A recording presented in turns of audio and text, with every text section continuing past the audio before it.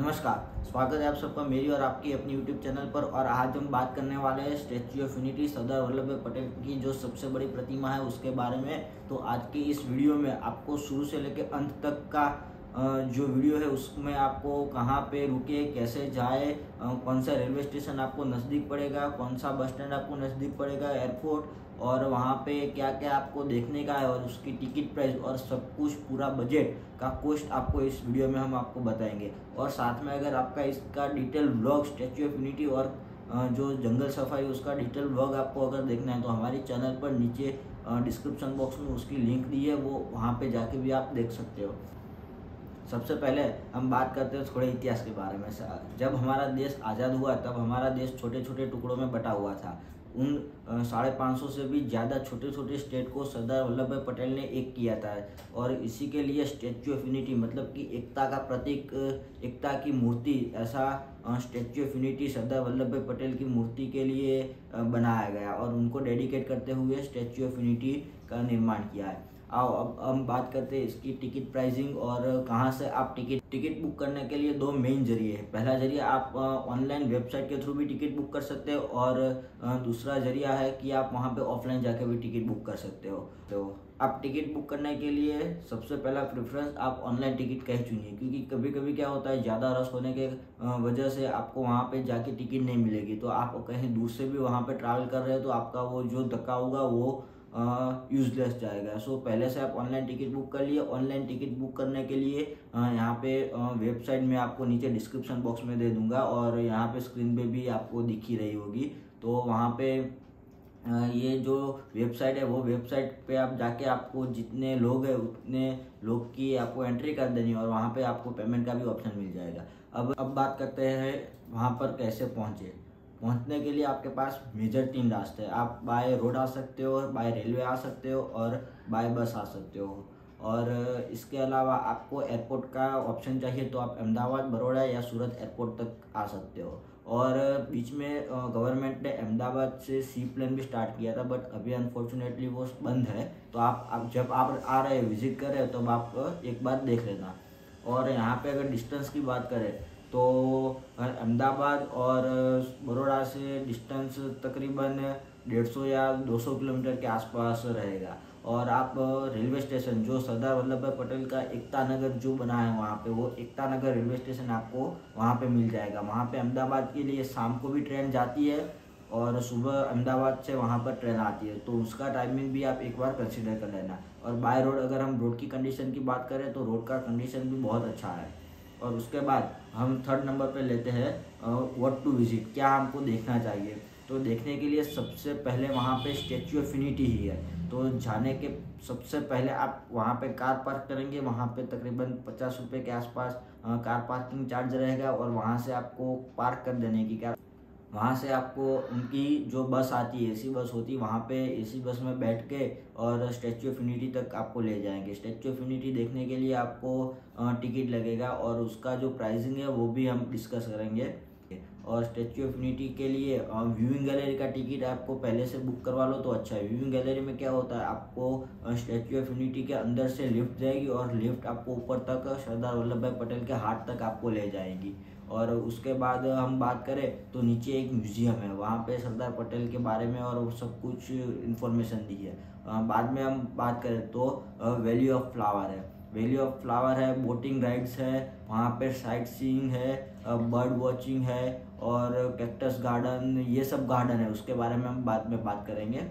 और इन सभी की जो टिकट प्राइस है वो आप जब टिकट ऑनलाइन बुक करवाएंगे वहाँ पर आपको एड ऑन कर देनी है, ताकि एक ही टिकट में आप सबका इंक्लूड हो जाए सब कुछ, और उसके बाद आपको पे कर देने का है। अब हम डिटेल में बात करेंगे एकता नगर के जो अट्रैक्शन है उसके बारे में। और एकता नगर मतलब कि वहाँ पे एक सिटी जैसा ही बनाया है, वहाँ पे आपको सब कुछ मिल जाएगा। जैसे कि मैंने बोला Ekta Nagar railway station, bus stand और ये सब। तो एकता नगर के मेन अट्रैक्शन की अगर हम बात करें तो इधर आरोग्य वन है, बटरफ्लाई गार्डन है, कैक्टस गार्डन है, एकता नर्सरी है, उसके साथ विश्व वन है, वैली ऑफ फ्लावर है। और ये सब जो चीज़ें उसकी टिकट आपको अलग से पहले से बुक करवानी होगी। ये ना हो कि आप वहाँ पे पहुँच जाए और उसके बाद आपको वहाँ से टिकट, तो उसमें कभी कभी क्या होता है, हमारे साथ भी एक बार हुआ था, हमको व्यूइंग गैलरी की टिकट लेनी थी, बट वो उस दिन के लिए जो स्लॉट थे वो सारे ख़त्म हो गए थे, तो हम उस दिन हम जो व्यूइंग गैलरी है वो हम नहीं देख पाए थे। तो आप भी ऐसी गलती मत करना, आप पहले से टिकट लेके वहाँ पर जाना। उसके बाद जो नर्मदा घाट है, वहाँ पे नर्मदा की आरती होती है और शाम को उसकी पूजा होती है, जैसे कि गंगा आरती और ये सब कुछ हो गया। और एडवेंचर स्पोर्ट्स की अगर हम बात करें तो वहाँ पे रिवर राफ्टिंग भी होती है, तो उसका जो टिकट कॉस्ट है वो तकरीबन 1100 और उसके आसपास है, जिसकी हम डिटेल में बात अभी आगे वाले जो है उसमें हम करने वाले हैं।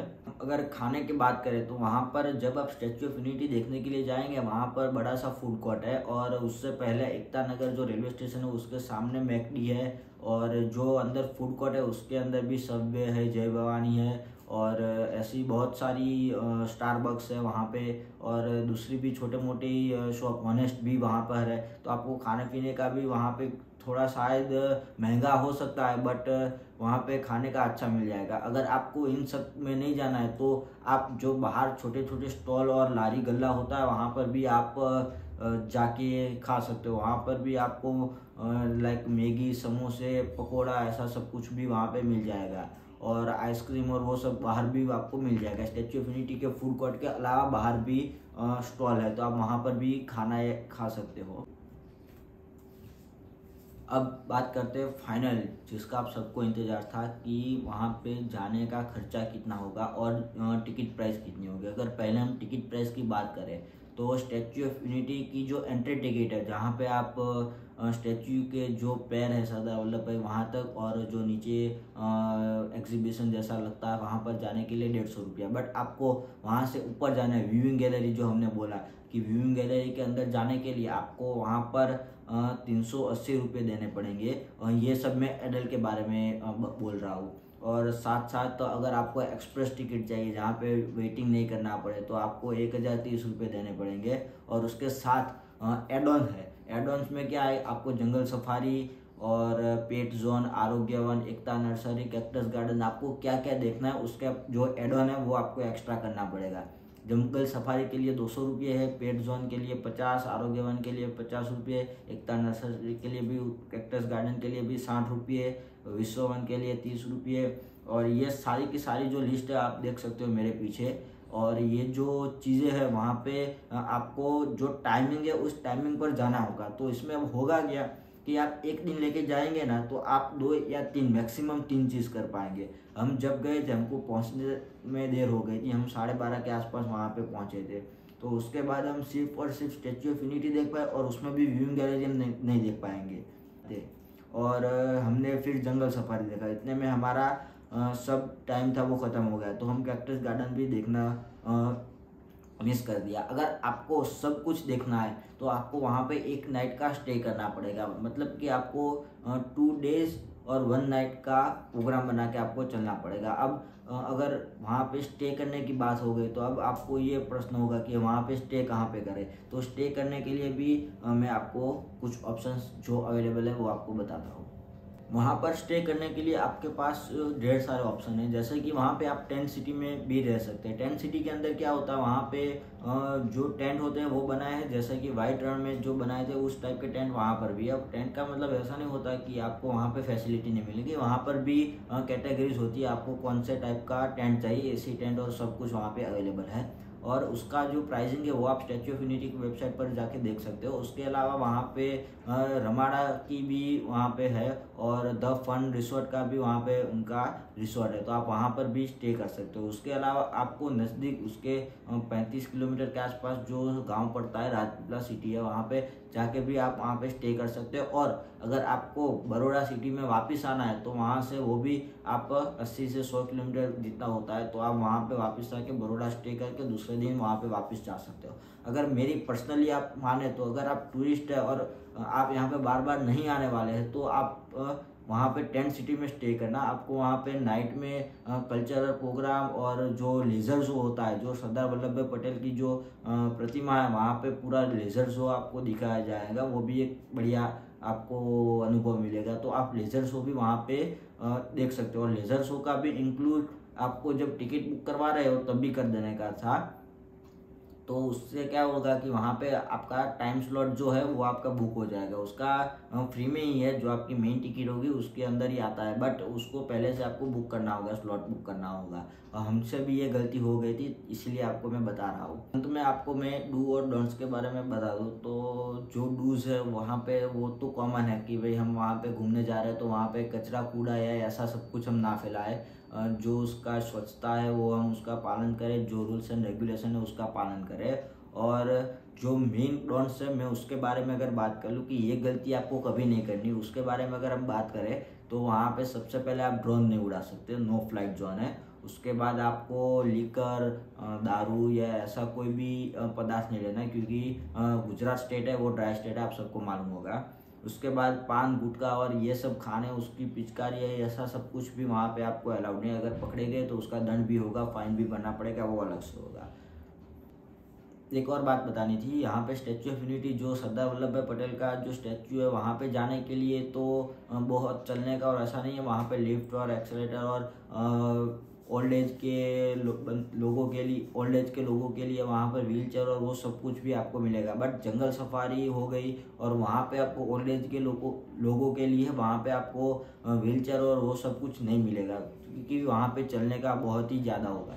अगर आप एक दिन के लिए आ रहे हैं तो मेरा आपको आग्रह रहेगा आप सुबह जल्दी आ जाए, वहाँ पे स्टैचू ऑफ यूनिटी देख लीजिए, व्यूइंग गैलरी देख लीजिए और उसके बाद आप आगे जाइए जंगल सफारी देखिए। जंगल सफारी देखने के बाद आप कैक्टस गार्डन देख सकते हो और उसके बाद कैक्टस गार्डन देखने के बाद आप तुरंत लाइट शो जो नाइट में होता है, वो लेज़र शो जो होता है वो आप देखिए और उसके बाद आप रिटर्न हो जाइए। एक दिन के लिए अगर आप आ रहे हैं, अगर 2 दिन के लिए आ रहे हैं तो आप अपने हिसाब से सब कुछ प्लान कर सकते हो, बहुत ही फुर्सत से आप सब कुछ देख सकते हो। वहाँ पे आपको साइकिल मिल जाएगी घूमने के लिए और उसके साथ जो गियर्स होते हैं वो सब कुछ आपको वहाँ पे रेंट पे मिल जाएगा।